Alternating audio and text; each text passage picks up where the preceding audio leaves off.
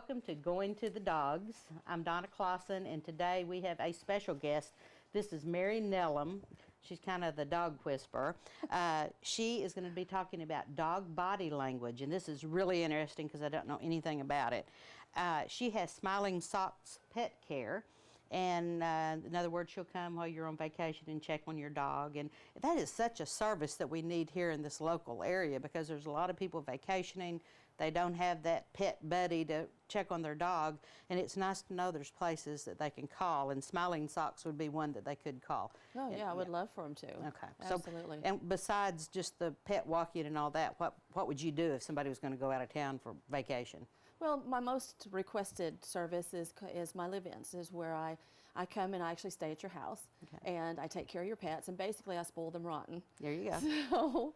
So I give them, you know, as much attention as they possibly can. I try to stick to their same routines, right, and that's the big selling point that's for the main everybody. Thing. Yes, absolutely, is to keep them to their same routines. You're not having to uproot them and take them to a boarding kennel or to the right, vet's office or something right, like that. So it's an option, yeah, and it's great to know. And there's other places like that here in the local area, but Mary has this one, and I know you'd be wonderful with them. Okay, Mary, I am so interested in this dog body language. Tell me about it. Well, I was going to start out and just ask you, what do you think most dogs want? What do I think most dogs want? Well, my dogs, if you look at Sassy down there or Ted right here, they want a lap. They just want me to love on them. So that would be my first thing. They just want somebody to love them. Yeah. My thinking is that dogs want to avoid conflict.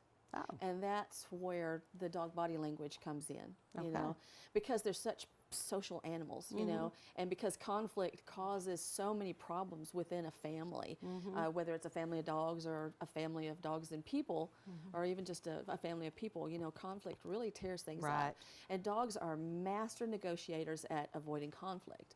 And the way they do that is they use actions called calming signals. Calming signals. Yes, exactly. C-A-L-M-I-N-G. Yes, exactly. Okay. And they use them to either calm themselves down, to calm the other dog down, or to calm you down. Okay. You know, like you know how sometimes you get frustrated or angry with your dog because either they don't understand what you want, you don't understand what they want. Right. You don't know how to teach them what you're wanting them to do. You know, and then you'll see them do little things like yawning, because dogs don't yawn when they're tired, but everybody thinks there you go. Did you see her? Uh-huh. Are you yawning? Are you yawning? What are you trying to tell Mom? Huh? All right, so what do you think she's trying to tell me? What yawning is a way of saying, I'm feeling a little anxious about the situation. Okay. Or the person, or the other dog. Okay. And then there's also, what are you doing? There's also lip licking or lip flicks, where it can be just as simple as just like a little, you know, or it can be very in your face where they take that tongue out and it goes right up on their nose. Yes, I've seen that. They just look like they're licking their eyebrows or something. Exactly. Right. And that is a calming signal. And what that's doing is saying, I really feel anxious about this situation, and I'm trying to figure out how to get to stop, you know. Okay. And calming signals are like an international sort of thing, language among dogs, because you could have a dog from here in Arkansas meet a dog from Norway, and more than likely those two dogs would be able to meet and greet each other, or figure out if they want to meet and greet by using calming signals. All right, so it's not aggressive at all then? It's not aggressive. Most dogs don't want to be aggressive. They don't want to fight. They don't want to, like I said, they want to avoid conflict. That's the main focus of every dog's life. Even when you go out, so you go take your dog for a walk and it sees another dog, they instantly start throwing calming signals at each other to kind of gauge how each other one is feeling. That is so neat. Tell me another calming signal. What's something else besides the lip licking and the yawning? The yawning. Exactly. Those are the two big ones. Yeah, that's what you'll see. Really, you'll see a lot of that. Okay. You really see a lot of that. There's also slowing down. You know, if say you were in a hurry to leave and you wanted your dog to come here, and so you're standing up and you're very frustrated. You're maybe feeling angry. You know, and so you're like, "Come here." Right. And instead of coming to you really fast like you want, they slow down. Or they kind of back up, or they might sit down. or turn their head, or they might even turn their back to you. Right. Now see, and all those things, this is the language that the dog is using to try to communicate with us. Okay. But to humans, all those actions signal something totally opposite Right. than what the dog is intending for it to be. To us, if somebody turns their back on us when we're trying to get their attention, Right. that's an immediate insult. Right. Right. But that's not how it is for dogs. Uh-uh. What they're doing is they're saying, you're stressing me out, and I really want you to calm down. You know? That's So great. you see All where right. the misunderstandings Yes. come in so Yes, often. because I have a Karen Terrier that I say he gets mad and pouts and he'll turn his back on me. Well, maybe he's trying to tell me something. I'll have to pay attention.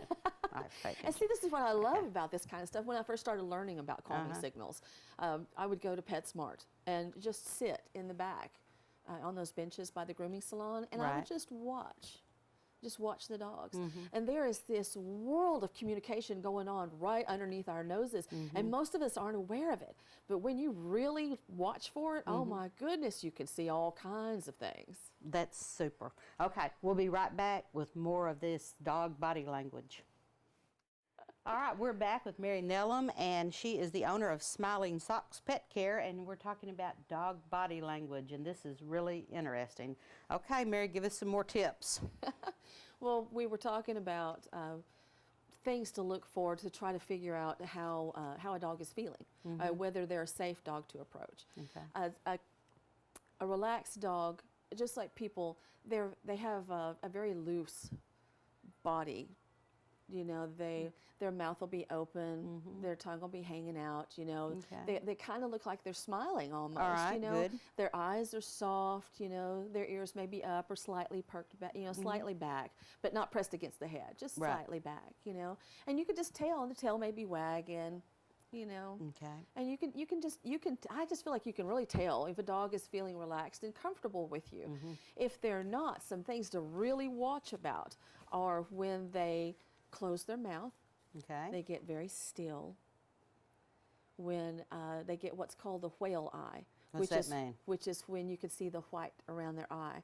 So like say you may have a dog that's not feeling very comfortable about you, and so they may turn their head to the side just a little bit, but they'll look at you like this, Yeah. and you can see the whites of Kind of their out of eyes. the corner of their eye, they're looking at you. Ooh, And their okay. mouth will be closed. Now Okay. those are all signs that you really need to be careful of. That dog does not feel comfortable about you approaching it. Okay. And they may, and see, this is what calming signals are for as well, along with all the other dog body language that we've been talking about, is that it helps you know if you're going too far. You know Right. what I'm saying?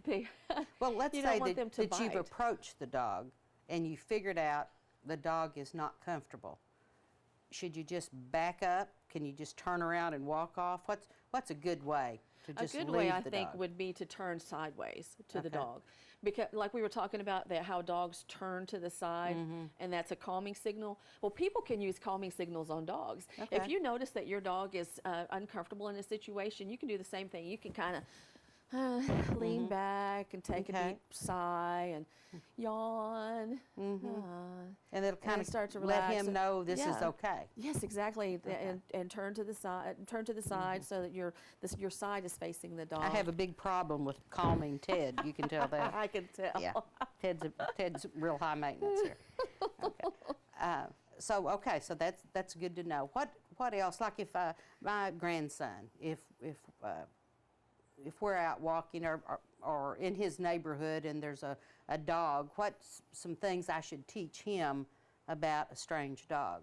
Well, first, to never approach a strange dog. Never obviously. approach it, okay. You know, and then if somebody is walking a dog, you always ask permission, and then listen to what the owner says. You know, there are a lot of people out there that they don't want you to pet their dog, and Right. that's perfectly okay. Or they may not want your dog to meet their dog, and that's perfectly okay too. Or you may be the person that doesn't want someone to come up and approach you and your dog. You know, so just be aware and be respectful of people. You know? Responsible pet owner. Yes. Yes. Exactly. Okay, let's say I'm with my grandson. We see a dog. He's on a leash. My grandson says, "May I pet your dog?" How do you pet a strange dog? What's a good rule of thumb as far as that? What do dogs Well, not any dog. like? Well, strange dogs, but really Yeah. any dogs. You know, our people, we this is what we do. It was, oh, it's so a great dog, and we pat him on the head. Yeah. Dogs hate to be patted on the head. You'll see them all the time. Somebody will reach down to touch your dog, and the dog kind of ducks like this, or maybe moves its head back. They don't like that. Well, the best places to give them affection and rub them and pet them is on their chest, All right. and along their sides, and around, you know, on their back. You know, you can always teach children how to do that. Like if you're out, say you're out walking your dog, and you have a child approach, and your dog is friendly and likes to be petted, and you can direct the child as how to do it. Sometimes you even direct adults. Right. It's like my dog doesn't like to be patted on the head, but she loves to be scratched on, you know, on her tail. Yeah. There you, You go. know? There you go. So, That's good. Responsible pet ownership. That's one of the main things. So what else in dog body language? What's something else that we might use to kind of help us with our dogs, not just the strange dog, as far as, oh, there's some happiness right there. yes, I think she's having trouble relaxing. Yeah, yeah. Her little teeth are showing. It's adorable. I was thinking of, well, you asked me what we could do with our dogs. Right. I think the biggest thing, hi, what's she doing? Oh, oh, thank you. I'm so sorry. I'm trying to be a responsible pet owner, but she's not really. Sassy, come here. Come here. The licking also is a calming signal. Okay. When they want to come up and they want to lick you on the mouth or the corners of your mouth, that kind of thing. Well, is there anything else that you'd like to talk about today as far as dog body language and just? Well, I was thinking about the vocalizations we had talked earlier about how to figure out if a dog was going to be dangerous to you or not.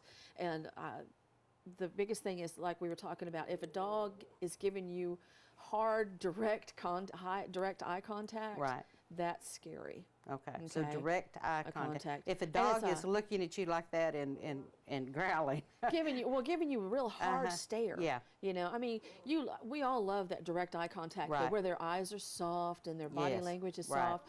But if a dog is giving you this direct stare and his mouth is closed, that's not good. what would I need to do if that happened? I would stay very still, Okay. very still, and turn to the side. Okay. You know, All right. if at all And don't possible, look at. and Don't just like, don't look. and Okay. don't look. All right. Don't look at them, because that's just going to antagonize Okay. them. You know, they. All And I grew up with this. I don't know how common it is for people to teach this anymore about dogs, but you never, never, never run. You know.